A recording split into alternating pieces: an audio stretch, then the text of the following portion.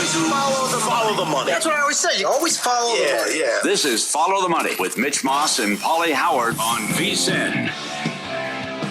Welcome in. Here on a Friday, we're live in downtown Vegas, Circa Resort and Casino. Mitch Moss along with Matt Youmans. He's in today for Paulie Howard. A lot of football coming up in the final 2 hours of today's program. We will talk Lions and Falcons coming up in 30 minutes. Ben Raven's going to join the program. He covers Detroit football in that very fine city. I have a bunch of win totals this year, Matt, and next week we're going to have a fun show here where we do a bunch of future bets on the program all together here throughout the VSiN network. I hope mine are not stolen. It's going to be a snake draft that we're going to put together. I know that you're high on Denver this year, like super high on them. Mm-hmm. Were they one of the first bets that you made? And then what was the overall number or numbers that you got on them?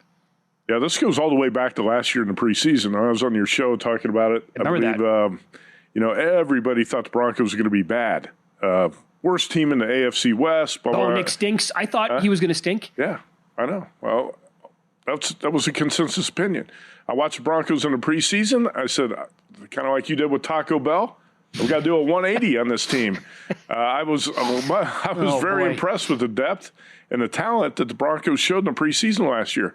Now, if you watch the Lions in the Hall of Fame game or you watch the Colts last night, the back end of those rosters are not good. Oh, no. Right?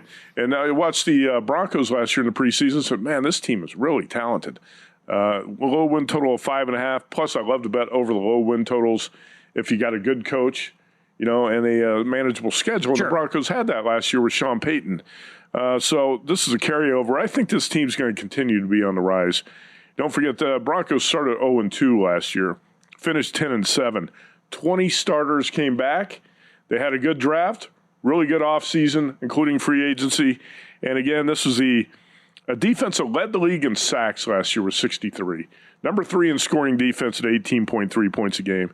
And even though the offense wasn't dynamic, Bo Nix was more of a game manager type of quarterback last year. A lot of those throws were at or near the line of scrimmage. He didn't throw a lot of deep balls last year. A little bit more as the season went along. But that wasn't a bad offense last year. 10th in scoring at 25 points a game. And Mitch, they weren't that effective running the ball. I think the Broncos are going to be more effective running the ball this season. Bottom line for me is you have arguably the number 1 defense in the NFL in Denver. And you probably have the number 2 offensive line.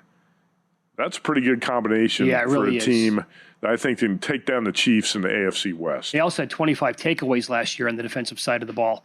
I mean, you would expect almost if that unit can stay healthy, absolutely they could be better this season. Like, why can't they? They got more playmakers on defense this season than they had a year ago. So there you go. Yeah. Right? I'm with you. I think I might regret this one. Maybe not. Who knows? We'll see how the season plays out. But I've said this story on the air before, going back, at least a month, maybe more. Looking at the Broncos overall and their future bets, Circa had plus 425 to win the division. And I had it in the queue, and I'm like... You didn't bet it? I'm like, I shopped around. It was the best number by at least a quarter. Like, is this number going to move that much? And, of course, people are going to pick off the numbers. And I didn't bet it and went back, long gone. See you later. I got plus 350. Now, what's it at? I never bet it. Now it's about 3-1 most spots. There you go. It's down to 3-1 now. Yeah. I never bet it. Never bet it. No. But is that a team? Here's what Sean Payton said. Good tweet here from Zach Kelberman. Payton believes the Broncos are capable of winning the Super Bowl this year. Quote, I've coached 6 teams that I thought could win the Super Bowl. Some went to the championship games, some to the playoffs. This is my 7th team that I think has that. End of quote. Broncos coach Sean Payton. Would you put them on the list of teams that can win it this year? I don't have them on the list of teams that can win it, but I firmly believe that teams don't win the Super Bowl until they find a way to win a playoff game first. Baby steps. Yep. You got to have some success in the postseason in previous years. You don't just jump into the playoffs and roll to a Super Bowl win. Yeah. Can you think of a team that's done that? Maybe the Rams with Kurt Warner. Even that team was highly regarded even before Trent Green went down and Kurt Warner took over, right?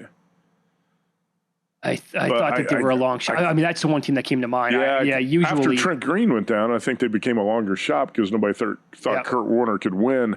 I can't remember if the Rams, well, still, you're going back 25 years. That's a long time ago. That's a quarter century at least. That's the one time I don't know. I mean, typically, and you see it in the NBA all the time, you have to win a playoff series. You got to fail some way along the way on the way to the finals before that team can take the next step and win a championship. Oklahoma City is a perfect example. Yeah, of course. Youngest team in the league 2 years ago, took the league by storm, got the 1 seed overall, couldn't make it out of the second round. What'd they do? Got better last year, won the title. When I look at the Broncos, I'm not going to put them on the list of teams that can win the Super Bowl. They got the talent to do it. They got the defense, offensive line. I don't think Bo Nix in his second year is ready to take down an AFC where you're going to have to go through probably Josh Allen, Lamar Jackson, Joe Burrow, Patrick Mahomes. You're probably going to have to go through at least 2 of those guys. I don't think Bo Nix is ready to take that step to get to the Super Bowl yet. So you're asking for a lot there. Oh, a lot. The AFC is just absolutely loaded with stud quarterbacks. And, Bo Nix surprised a lot of us by how well he played last season. I don't think he's ready to win the AFC yet, even though I think the Broncos as a team are getting close. I'm going to say they're a year away from being a team that can win the Super Bowl. Sean Payton says that he likes to talk. He's not afraid to put expectations on his team. I like that he said that. I think they've got the talent to do it. But again, Bo Nix in his second year, I don't think he's ready to beat those elite quarterbacks in the AFC, at least in the playoffs. Okay. I'm talking about. That's all fair. Here's who I have on my list as of right now. I'm certainly going to add some, but definitely on my list of teams that can win it. Bills, Ravens, Chiefs, all out of the AFC. Eagles. Oh, so you've only got 3 in the AFC. I will add. Okay. These are definitely on my list as of right now, and I'm open to conversations about it. And certainly, because I can't sit here and tell you only 4 teams can win the Super Bowl. I think that's silly. No, I'm with you here. I made my list for the AFC. I left off the Chargers. I left off the Broncos. I left off the Texans. We're talking about teams that can win the Super Bowl. Yeah. I've got 3 in the AFC, just like you. Bills, Chiefs, Ravens. I don't have Bengals. I don't trust the defense. Bengals defense is too bad now to win a Super Bowl. When the Bengals went to the Super Bowl and lost to the Rams, that defense was actually pretty good. I don't know what's happened to it here in the last 3 years. Obviously, they've lost some key players, but Cincinnati's defense is not good enough. No, it's so I'm with you. I'm with you on the 3 from the AFC. I think in the NFC, you're going to have to throw a lot more teams on that list. Well, I mean, so Philly for sure. Are you a Lions guy this year, or did they lose too much with the coaches? I think they lost too much, and I'm not a Lions guy this year, but I think you still have to put them on the list of a team that can win the Super Bowl, right? They were. So here's the deal, right, with their schedule. I mean, it is an absolute meat grinder. Jeez. Look at all those road games in the first 6 weeks who they got to play. I think, right, on paper, it's the most difficult road schedule in the history of the league with their opponents. Oh, yeah. Having said that, the league gave them a lot of favors because they're catching teams with short rest. So maybe that plays out to them this year. And by the way, maybe the defense stays healthy this year. Last year they were up against it because it was just they had to wear name tags at practice. Nobody knew who they were. I don't want to overreact to what happened in Canton, but I've been down on Detroit a little bit in the offseason. They had 5 turnovers in that playoff loss to the Commanders, right? And things got really sloppy for the Lions late in the season. And I think when you have Ben Johnson and Aaron Glenn as your coordinators and you lose those 2 guys and you lose 7 coaches in general, I think Dan Campbell's going to get exposed a little bit. Also, there was a point in time where you would have ranked the Lions offensive line right up there in the best top 3 in the NFL. You lose 2 starters off that line. Have to bring that up, That line's a little bit weaker. Ben Johnson, I thought, brought the best out of Jared Goff. Lions got to play at Green Bay, at Baltimore, at Cincinnati, and at Kansas City in the first 6 weeks. Good luck with that. Yeah, no kidding. Okay, are the Commanders on your list of teams from the NFC? Yes. They won 2 road playoff games last year, and then obviously got the door slammed in their face in Philadelphia and got blown out, but they did have success. That's a team that took that first step you need to take before you get to the Super Bowl. Well, there you go, to go full circle now. I know a lot of people are down expecting massive regression. I expect some regression too. Sure. Yeah. I know our buddy Chris Massero, second reference today for Spittin' Mad Chris Massero, loves him. He doesn't expect it to happen. He's like, their offense is too good. They're the same reasons why, he loves the team this year for the same reasons why he loved them last year. Mm-hmm. He loved Daniels coming into the league. How'd that work out? And he also loved the coaching staff, much like I did. Yeah. I thought bringing Dan Quinn back in, Kingsbury, it doesn't matter if he's a bad NFL coach. Great coordinator. He's an awesome coordinator. Mm-hmm. Now, they're not going to go 80+% on he's going to be a head coach again, too. Yeah, and it won't work.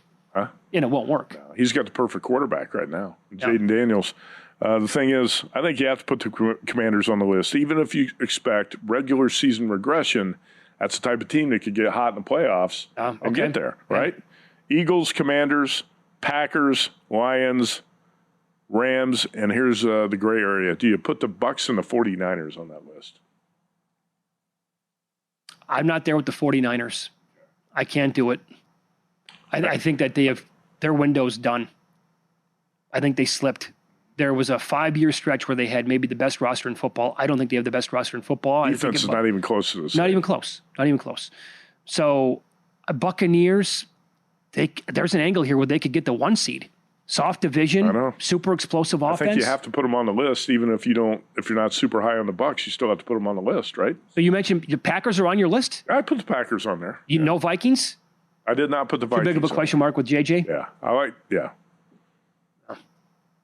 I'm super high in the Vikings. I love the Vikings as a team in general. I know. I don't think that JJ's going to get them there this year. Did you say the Rams? I did put the Rams on there. Even though we have a lot of doubts about Matthew Stafford's back injury right now, I still have to put the Rams on there. I love the Rams. But you and I have a very good number on the Rams, too. I wouldn't bet them now. No. I've got 30-1. I think you've got the same number. Yeah. I wouldn't bet them at the current price. I'm just I'm a little freaked out about the back injury. They're on my list, but I'm a little panicked. Back injuries can be troublesome. Yes, they can. About it. All right, we had Chuck Edel on the program in the first hour, defending Friday Football Invitational champ here at Circa. The contest is back this year. Matt will share some of the details coming up on Follow the Money. It's VSiN, the Sports Betting Network.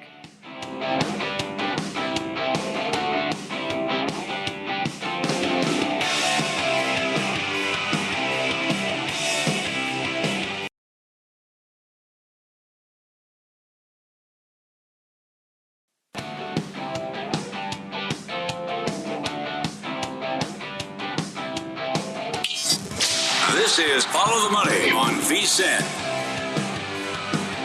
Welcome in. We're live in downtown Vegas, Circa Resort and Casino.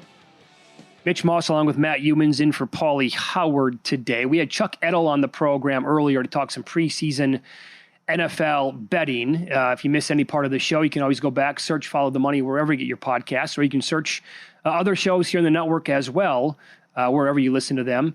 Matt, you're bringing back the Friday Football Invitational here at Circa. I brought up Chuck's name here because he is the defending champ. He was 79-44-3 last year. Alex White made a run. Daughter of Kenny White, longtime handicapper, sports bettor, odds maker. Been doing it for a long time, obviously, in the family. She's very good. Alex learned from two of the best in the business, Kenny White and obviously Kenny's dad, Pete White, that's who's veteran oddsmaker. So she learned how to do the homework. She learned how to handicap. Alex did a great job in the contest last year, finishing second to Chuck, who ran away with the thing. I think he defeated Alex by 6 points. That was margin of victory. You get 1 point for a win, 1.5 for a best bet win, and 7 plays a week. College and NFL sides and totals here from the Circa board. Last year we used noon on Friday. This year it's going to be 10 a.m. on Friday.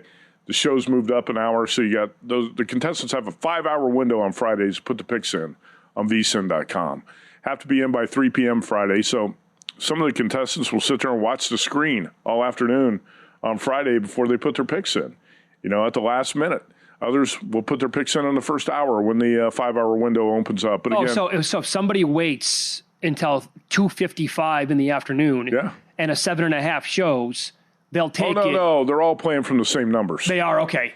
Everybody, we lock the numbers in at 10 a.m. on Friday. I got you, okay. But some guys love to see the movement in the market and, see if what sharp sides might get hit. Numbers, sides or totals might get hit on Friday afternoon. Scott Pritchard's one guy. He watches the screen all afternoon, puts his plays in at the last second. So if you were not hosting the contest, if you were in the contest, which method would you take? I would probably sit there as well and wait. Yeah, I think it's to your advantage to wait as long as possible, as long as you don't have something else going on in the afternoon. Well, true, yeah. If you could just sit there and watch the screen and wait to get your plays in, I would wait until the last 15 minutes probably to put the plays in. You can also get injury information on it. Of course you can. There are things that happen. You really don't have an advantage by putting the plays in early, so you should wait till late. And we have And we got 25 contestants, and 7 of those are automatic qualifiers, 3 past champions, Chuck Edel, the Iceman, Jeff Petch, the Mad Russian, and Chris Felica, the Bear. If you have a nickname, apparently it helps you win this contest. Well, who else has a nickname that hasn't won it yet? That Greg Hoops Peterson. Hoops Peterson? He's not in the contest. He's not in it, okay. There's... You know, the Bears, you mentioned this earlier. Uh-huh. You said if you had to go to one guy that you would trust the most to win a bet, it would be Chuck Edel. Yeah. The Bears in the mix like every year, too. I respect the Bears' opinion, especially on college football, tremendously. You have to. Yeah. Guy's very good. When Stanford Stephen the Bear had a podcast on ESPN.com, I don't spend a lot of time sitting around listening to podcasts every week. I know a lot of guys do. But the only podcast I made sure I listened to almost every week was Stanford Stephen the Bear. I just like the way those guys talk about college football. Sure, it was great. You know? So, yeah, obviously respect the Bears' opinion tremendously. Then top 5 finishers in last year's contest are automatic qualifiers. And the winner of the Average Joe contest on vsin.com got an automatic berth as well. So Drew Bridges out of Boise, Idaho, won that contest. There are 157 entries, and he had the best record. And Drew's in. So we have 7 automatic qualifiers, 18 yet to invite. I've got a list there's about 40 to 50 names on the list. I'm going to send that list to Derek Stevens and Bill Lady here at VSIN and see if there's, some names on that list they really want to see in the contest, or maybe a few they don't want to see in the contest. That's how we whittle it down and hand out the 18 invitations.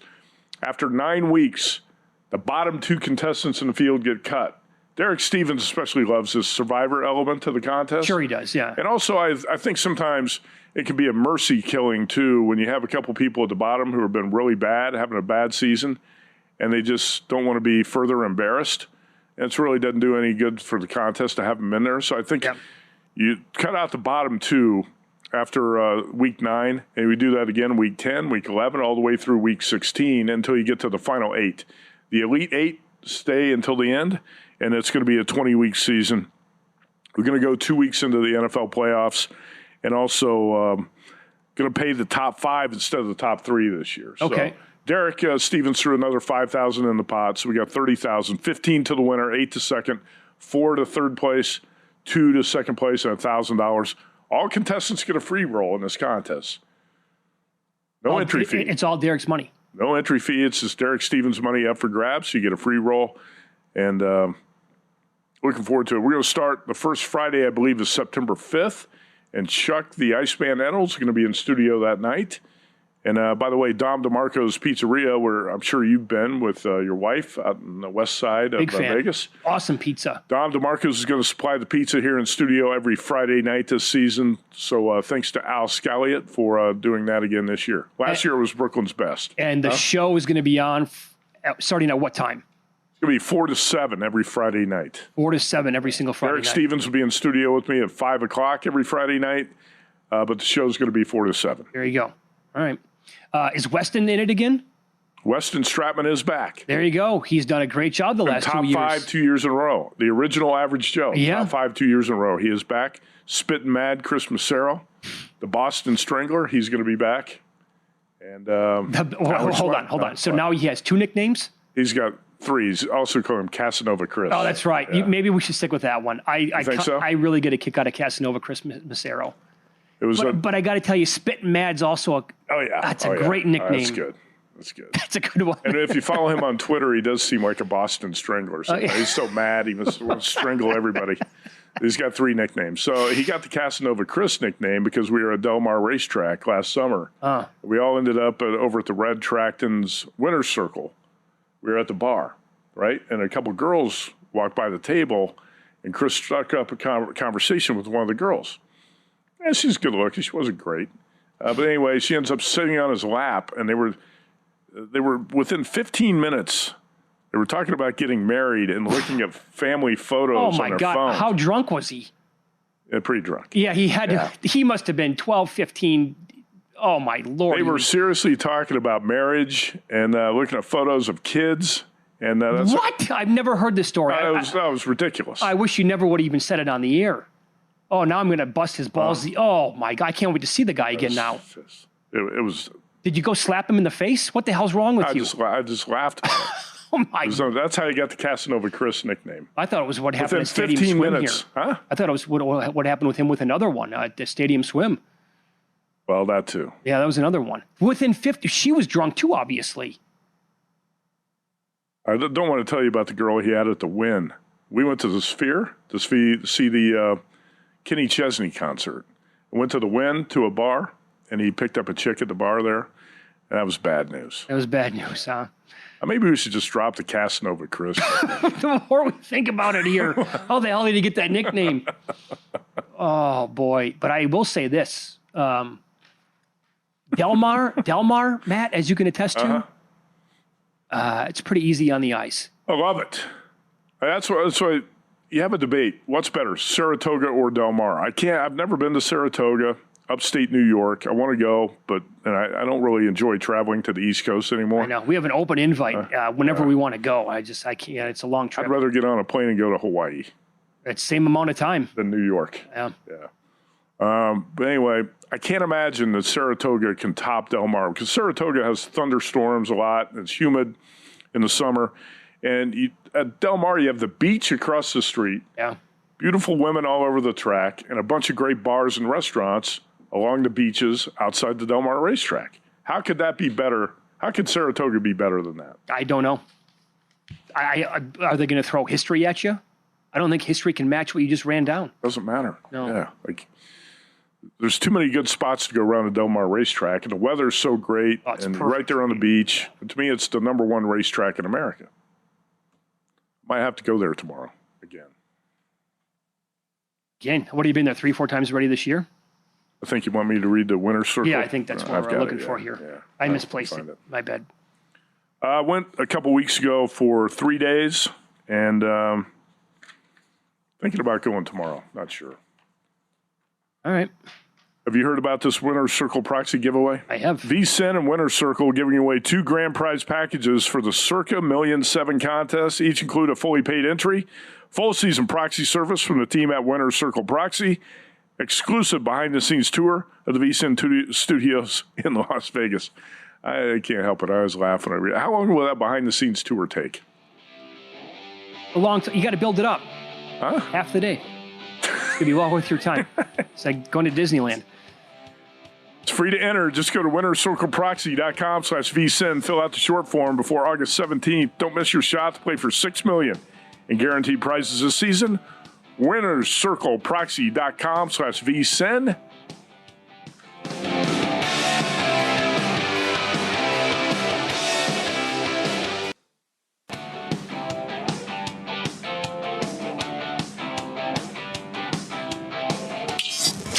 This is Follow the Money on VSIN. Welcome in. 3 preseason games last night. 3 more on the docket tonight. One of them, the Lions take on the Ravens, and we head out here to the Progressive Guest Line as Ben Raven joins the program now. Lions beat writer for MLive, co-host Dungeon of Doom podcast. You can follow him on X at Benjamin S. Raven. Ben, thanks for the time today. How are you? Hey, I'm good. Just getting to the stadium right now, Hopefully a little more offensive fireworks tonight from the Lions, but looking forward to it. Yeah, last week was ugly. And on that note, what is the mindset, do you think, Ben, here, of Dan Campbell and the coaching staff in preseason game number 2, entering it tonight as a 3.5-point favorite against Atlanta after they were pathetic and they were embarrassed last week? They need more out of Hendon Hooker.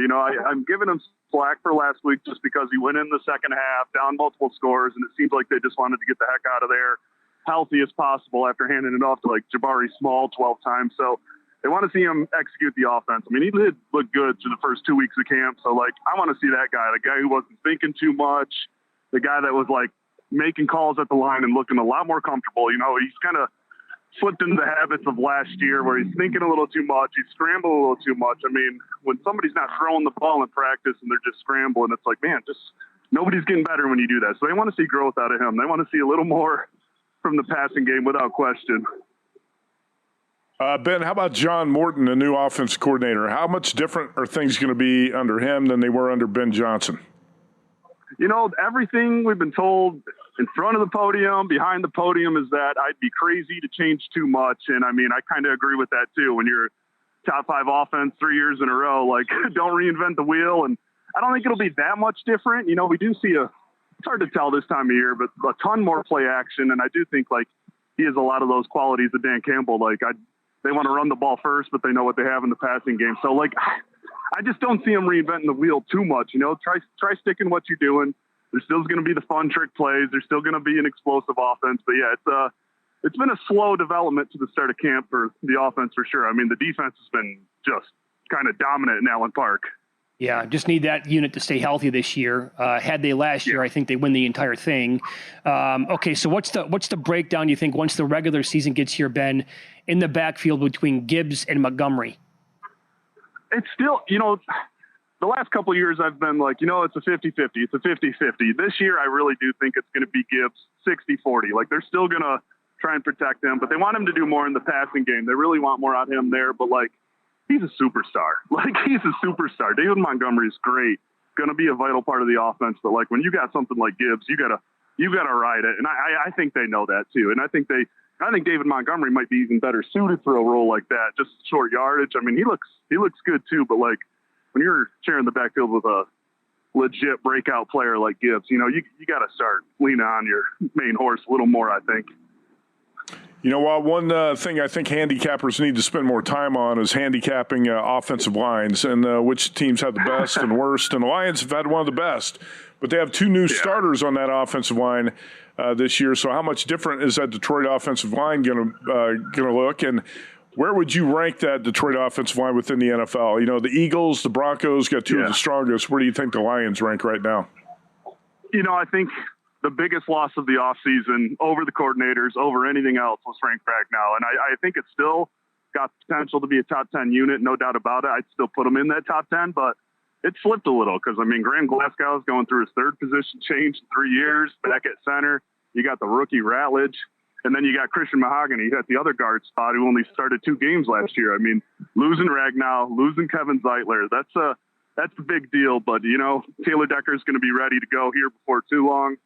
And you still got Penei Sewell on the other side too. So there's still some cornerstone pieces, but yeah, that interior line, I mean, there's 2 starts between 2 of those new starters, and that's going to look different. I mean, it really is. They tried working Ratledge at center to open camp, but ever since they put the pads on, it's been Glasgow, and it looks like that's going to stick. Yeah. With that question mark, you know, the aforementioned, you know, loss of coaches here on the staff as well, and one of the most brutal schedules I've ever seen on the road. I think it's the most difficult ever in the history of the league, and a very difficult division. Like, what are your true expectations here? Do you just think, okay, they're just too good on paper, they're going to win the division, and they're going to push for the 1 seed in the NFC? Or are we talking about a team here that might be on the verge of missing the playoffs this season? I still think this is the best team in the NFC North. I really do still think that, but I think we're talking 10, 11 win territory right here. Like, honestly, I mean, that schedule is ridiculous. Mm-hmm. The Packers should be better. The Vikings, like, no matter if the Vikings have a drop off or not, like, they're not going to be terrible. They're not going to be bad. And I mean, the one wild card is Chicago. But yeah, I still got the Lions winning the North. I don't know if they'll push for the 1 seed because I think there's going to be a lot of eating each other up inside the North this year, especially with that number 1 division champ schedule they got this year. But yeah, this is still a playoff lock to me. I don't have concerns about that. How do you handicap the rest of the division? When you look at the Vikings, Packers, Bears, how would you rank it right now? Do you think the Bears are definitely the worst team in the division?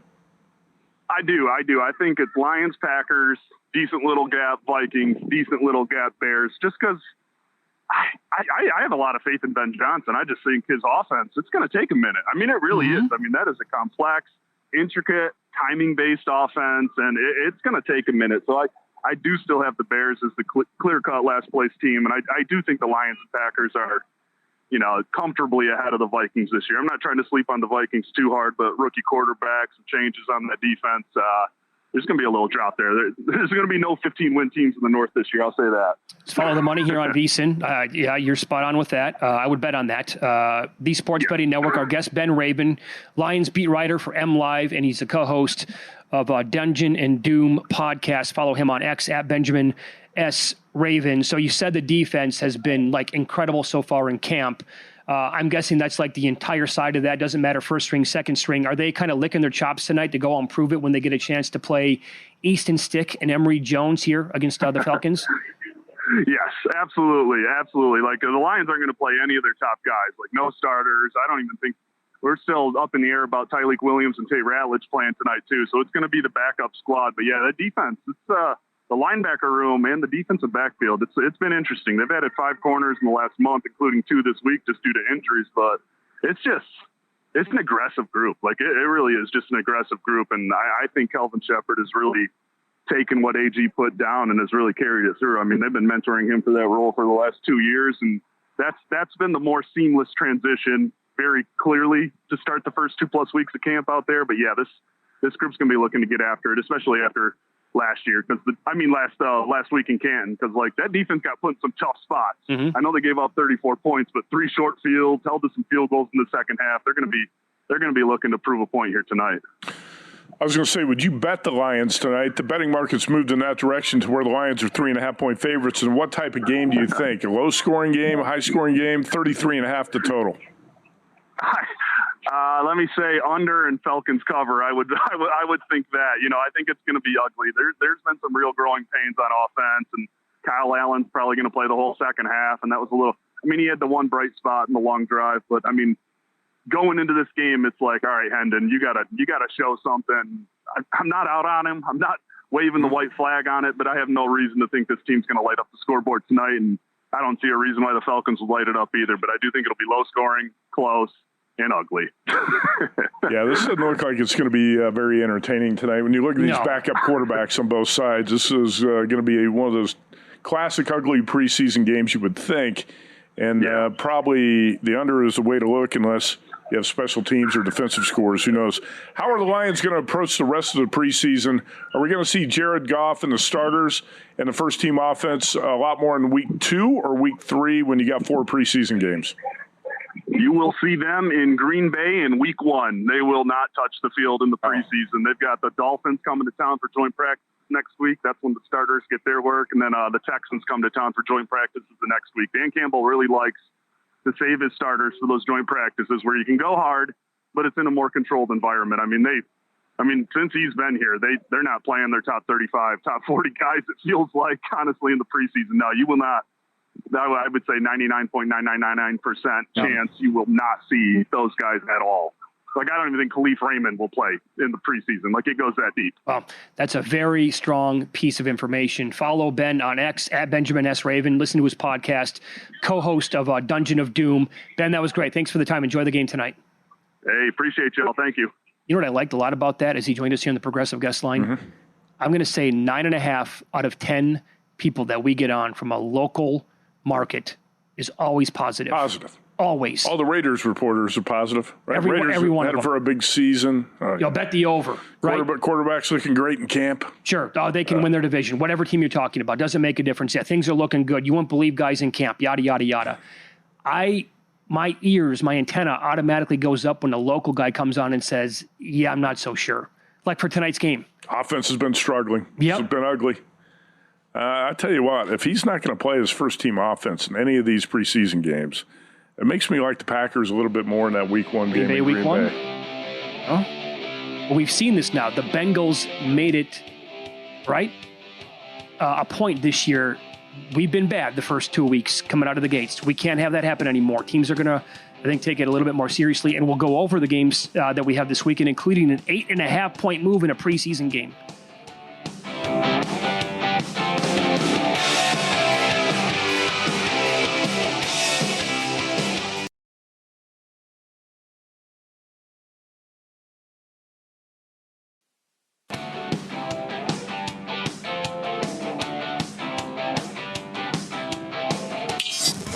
This is Follow the Money on VSiN. Welcome in. Follow the Money here on VSiN, the Sports Betting Network. Mitch Moss along with Matt Youmans. He's in for Paulie Howard today. Paulie, day of vacation. He's actually out at Stadium Swim right now, the day off. Good for him. Yeah. Let's go out there as soon as the show's over. I think it sounds like a good idea. What do you think the chances are Paulie is out in the sun? Is he in the shade or in the sun? I'm going to say he has a hoodie on in a cabana right now. Probably a good bet. And it's minus 250. It says 109 outside right now. Might be my guess. So we do have 3 games tonight in NFL preseason. We also have a full slate of games tomorrow. most of these numbers have moved. For example, early game tomorrow, Giants are playing at the Bills. Buffalo opened up 1.5. They're laying 3. People, I don't think, have this top of mind, but Sean McDermott's been really good, like covering numbers and winning games outright as the coach of the Buffalo Bills. Preseason action, only talking about that. Oh, they've been really good in the regular season as well, but you know what I'm saying. Buffalo's quarterback situation's not bad. I don't know how much Mitchell Trubisky is going to play. You got Mike White, Shane Buechele. Mike White's one of those preseason quarterbacks you would be okay betting on. Sure. I have not read Sean McDermott's plan for this game. Not exactly sure, but I kind of like the Giants quarterback situation. It's competitive in the preseason. That's the type of team you tend to want to bet on. But again, this is an information gathering exercise, and I don't have a lot of information on how these coaches are going to play this game at this point. Do you? Not on that one, for sure. So you're looking at, the full quarterback room. And again, you have all the depth charts up at vsin.com. Matt wrote this earlier in the week. Russ, Jameis, Jackson Dart, Tommy DeVito. I want to see what Jackson Dart's going to look like. I do too. You know? I got to think Jackson Dart, Tommy DeVito probably going to play most of this game. I think so. Would you be intrigued at all? Well, the number is now 3. It's not 2.5 anymore. I was going to say, would you tease the Giants up to 8.5? Tell you the truth, I don't play any teasers in the preseason. I might be the wrong philosophy, but I can't remember the last time I teased a game in the preseason. Yeah, well, I've gotten away from teasers anyway since the prices have gotten. Yeah, the teaser prices are no longer to your advantage. I don't use them much. If I like a couple of favorites, a lot of times I'll put them on a money line parlay. You're going to get a better price on that anyway most of the time. I mean, here in town, again, I was looking yesterday at these games. I could only find it available at 2 books for the preseason. Circa was minus 140, I believe, for a 2.6. That's a lot to pay for a teaser. 2 team 6. Oh, you can't bet that. And Westgate was minus 130, I believe. But they also remember the good old days when we paid minus 110 or even 120 for a 2-team 6-point teaser. That's right. Well, they got mauled for years, so had to move they decided to move the price on that. Texans are playing against the Vikings, Minnesota from 1.5 up to 3. So J.J. McCarthy is going to play in this game. Apparently, this is the only preseason game that McCarthy is going to play. He's going to sit out the next 2. I'm not so sure I'm a fan of that idea. I don't really understand that, but Kevin O'Connell has been a pretty sharp coach to this point, so I think sometimes you got to say, hey, he knows what's best for his quarterback and his offense. It doesn't make a lot of sense to have J.J. McCarthy, who's essentially a rookie, not play in game action for a month. I would definitely play him later on in the preseason. Yeah, but apparently he's just going to play game 1. Well, behind him... That's why the Vikings have moved from 1.5 to 3-point favorites, I think. Yeah. Would you want to go maybe a little Minnesota early on in this game? First quarter, first half? Again, books will wait as long as possible to put those numbers out, but Sam Howell's the backup here. Brett Rippon. Max Brosmer is the 4th-stringer from Minnesota. I don't know much about Max. Max played at Minnesota, Golden Gopher. Pretty good quarterback, not great. If Max Brosmer is going to play half of this game, you would not want your full game bet riding on the Vikings, I would say. Okay. That sounds accurate. So if you're going to play it, let's say, is Justin Jefferson going to play like Jamar Chase did last night? That Burrow to Chase combination last night, that's great for the first quarter. Yeah, if you bet it. Didn't do you any good in the second half. Would you want to bet if Jefferson's going to play with McCarthy and just bet Vikings first quarter here? I would. Yeah, like, is Hawkinson going to play in the game? Apparently the starter's going to play in the first game, probably the first quarter. That's I know Jefferson was a little bit dinged up this week, right? So I don't know if he's going to go or not, but if they go starters here, that would be certainly a bet that I would have under consideration. Because don't you think they're going to come out and they'll be careful with McCarthy? I get that, but they're going to be like, okay, nobody's watched this guy play. Here you go. Here's a drive, and we're going to make sure that he looks good during this drive. I wouldn't be surprised if KOC calls up some decent plays on the first. Like, it's not going to be 3 run plays and they're going to go punt. That would be stupid. Not at all. Well, look at Vikings. I think you got to look at Vikings first quarter here. Heard a lot of negativity on the Vikings lately from bettors. Why? Not buying in on. There's one reason why. Is McCarthy? They've never seen McCarthy at this level, so they're not buying it. I like McCarthy. You know what makes me like him even more? Colin Cowherd does not like him. Was trashing him on his show recently. Oh, is that right? Yeah. Well, I'm glad that I do like McCarthy then. Yeah. Hey, look, J.J. McCarthy played pretty well in that. How about that last drive he put together against Alabama in the Rose Bowl when Michigan ended up winning that game? They're down 2013, I think, at the time, ended up winning the game in overtime. It's pretty good. That was a hell of a drive that J.J. McCarthy put together. He's got mobility. He can get outside the pocket. He's an accurate passer. I like him. The thing is, he just doesn't have any NFL experience That's yet. right. But he's got a hell of a team around him. He's got an awesome You look team. at the Vikings too deep, it's pretty impressive. Yeah, so what did people think about Sam Darnold before last year? Nothing. Thought he was trash. What was their win total, Matt? 5.5? Yeah. They won 14 games. Sam Darnold had by far and away. That's why I trust Kevin O'Connell. Kevin O'Connell. I have Coach to. quarterbacks. So, that's a big one for me this season. Steelers against Jacksonville. Chuck Edel said earlier today he's going to be looking at playing Jacksonville early on in this game. But did he mention first quarter, first half? I think it was maybe a first half. I think he said first, maybe both, but I know he's playing first quarter. First quarter it was. First quarter is what it was. Okay. And they're up to 4.5. You have been buying into the Steelers for a long time. I have. And I think my arm's finally been twisted. Look at all the moves the Steelers made in the offseason. Pretty strong. They've improved this team. I think they're going to be able to run the ball effectively. Aaron Rodgers doesn't have to be the Aaron Rodgers of 2019. No, but, right? But you know what? I would say Aaron Rodgers was pretty decent last year. He was last 2 months of the year, he was better. Yeah. When he had Devontae Adams, and actually the last couple months when the Jets were out of the playoff race, Rodgers put some good games together. He did. One thing that concerned me a little bit, and by the way, I like Caleb Johnson a lot, the rookie running back from Iowa. Yeah. The defense, I think this Steelers defense is going to be legit. They made some pretty good moves here. And the one thing I'll say about, DK Metcalf coming in, I still think Rodgers needs that security blanket type receiver he's always had, right? With the Packers and the Jets, I'm not sure he's got that. But he doesn't have to be a hero here. And I think the Steelers are going to be an under type of team. Their defense is going to control most of the games. They're going to have a strong running attack. I'm going to look under the total in a lot of Steelers games. Rodgers, does he have enough mobility to make it work? That's my biggest concern. I saw some practice footage of him a couple days ago. And I've seen mannequins who look more mobile. Yeah, that's not great. That kind of reminds me of Kirk Cousins from last year. Yeah, I will point this out. That's my biggest concern. He was moving around like an old man, kind of like I do when I get off the couch and your back hurts and your knee hurts. Yeah, right. Yeah. I brought this up on the show a couple of weeks back. And so Aaron Rodgers, obviously one of the best regular season quarterbacks of all time. He never made it work with tight ends in Green Bay, and they had talent. And I like Jonnu Smith a lot. Hell, he was phenomenal for the Dolphins last year. But I just don't know what it's been with Rodgers. He doesn't make tight end shine in any offense he's ever been in. Even last year, and this bothered me a lot last year when he was with the Jets, there were big third downs or fourth downs late in games. I remember the Broncos game where he had the tight end open across the middle, and he would not throw to the tight end, and still he would throw deeper downfield to a receiver, take the easy completion to the tight end, and he's never been that type of quarterback.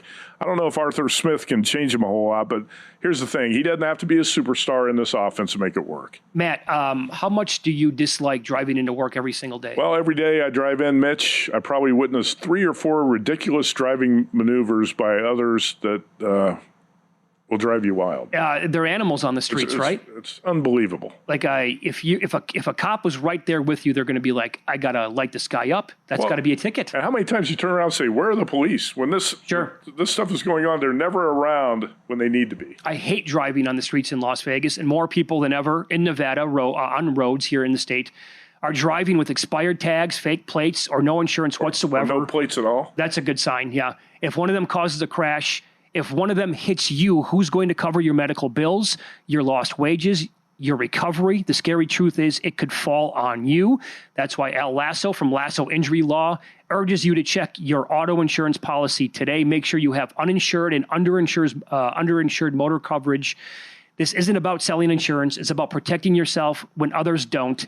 And if the worst ever happens, know that Lasso Injury Law is here for you. You can call 702-625-8777 for your free consultation. No voicemail, no runaround, just real people ready to help. Lasso Injury Law. LassoInjuryLaw.com or call 702-625-8777.